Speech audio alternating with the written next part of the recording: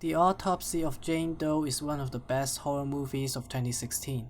On the surface, it's a horror movie with a seemingly undefeatable monster, but digging deeper, you'll find something completely different.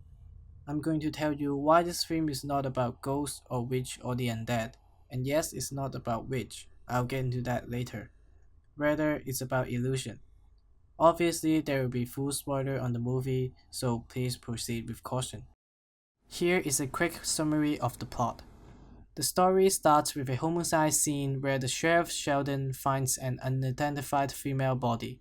The body is then taken to our two protagonists, the town's coroner Tommy and his son Austin. They proceed to perform an autopsy on the mysterious body and strange things start to happen. They soon realize there is something really off about the body. The internal body appears to be severely tortured, yet there is no external damage. They start to hear strange sounds and see shadows in the hallway. The son then discovers their dying cat hiding in an air duct. They have no choice but to kill the cat. When they go back to continue the autopsy, this happened.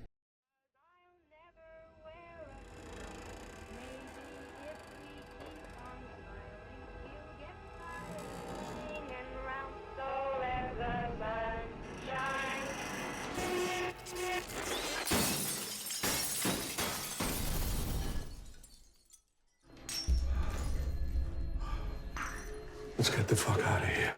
Yep. Without electricity, the elevator is malfunctioning and the exit door is blocked by a fallen tree.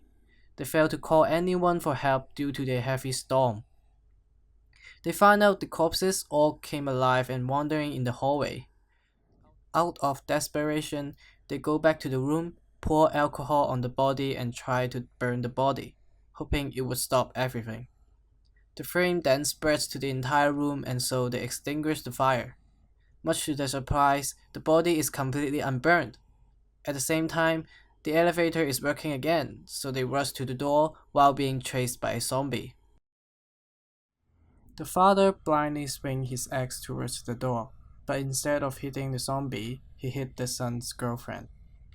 They decide to continue the autopsy to find a way to defeat the monster. Turns out Jane Doe was actually a human sacrifice in the Salem witch trials back in 1693, which explains the abnormality of the body. The father then bargains his life with the witch in exchange with his son's freedom. The corpse accepts the offer and transfers all the pains and sufferings to the father.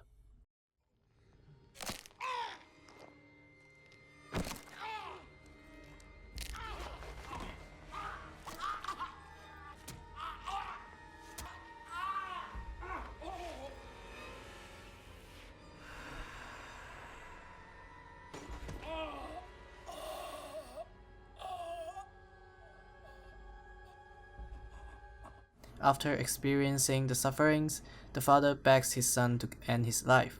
The son complies.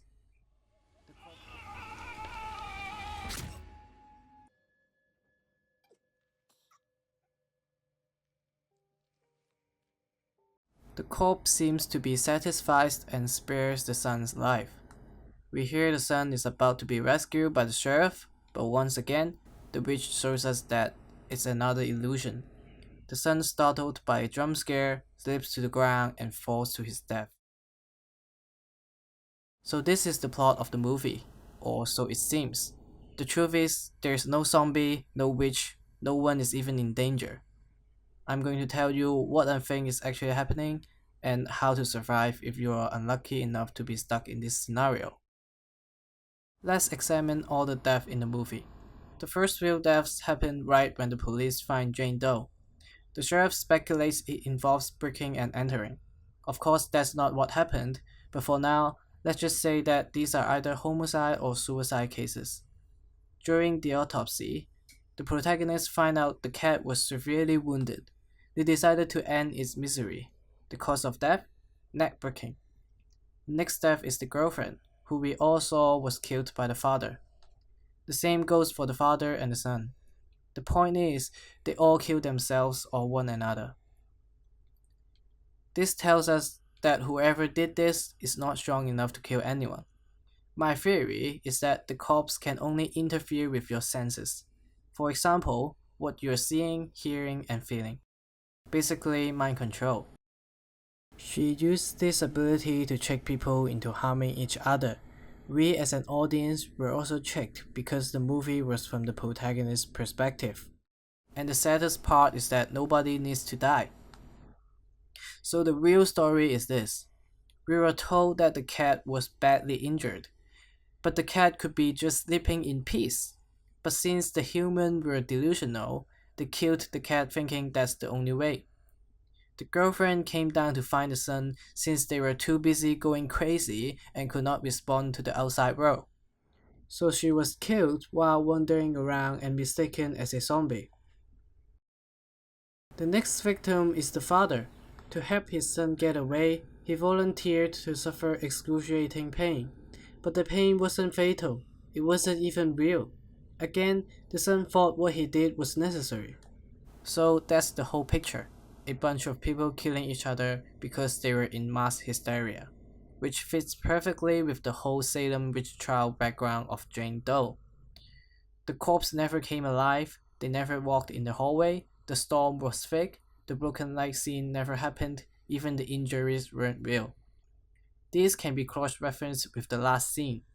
When the police find the bodies in the next day, we can clearly see there's no shattered glass on the floor, the light wasn't broken, and there's not a single drop of blood on the son's shirt. But what about the autopsy and the self-healing stuff? I would go as far to say that even the autopsy, which is in the title of the movie, never happened. They did perform external autopsy, but as soon as they put a knife on her, that's when the hallucination started. And everything happened after that point was not the reality. They did set the room on fire, which conveniently destroyed the only thing that tells us what actually happened. Now there's only one question left. How do we survive in this situation? There are two possible options.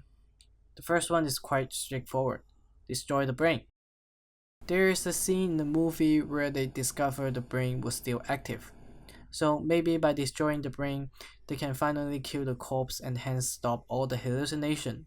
However, while the corpse is still influencing your mind, how could you tell what you're doing is actually happening? For all we know, our protagonist spent the entire movie and couldn't even cut her skin. The real solution requires us to think outside the box. The whole movie tries to convince you Jane Doe is a witch, but what if it's something else?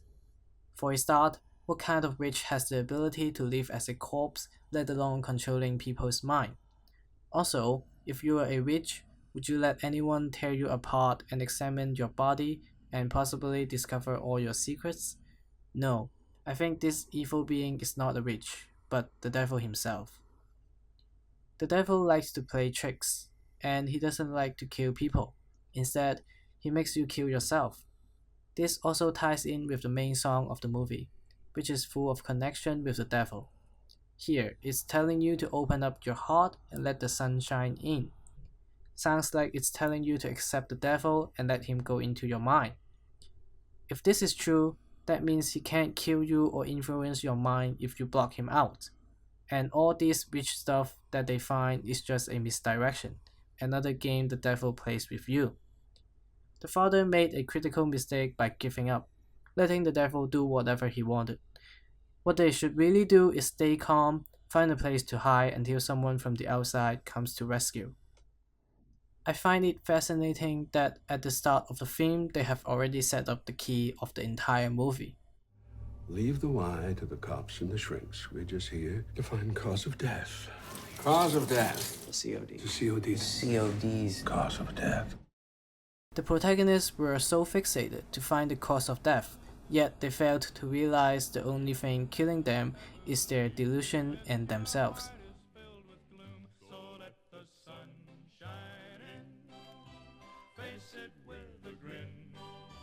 Smilers never lose and frowners never win, so let the sun shine in. Face it with a grin. Open up your sunshine.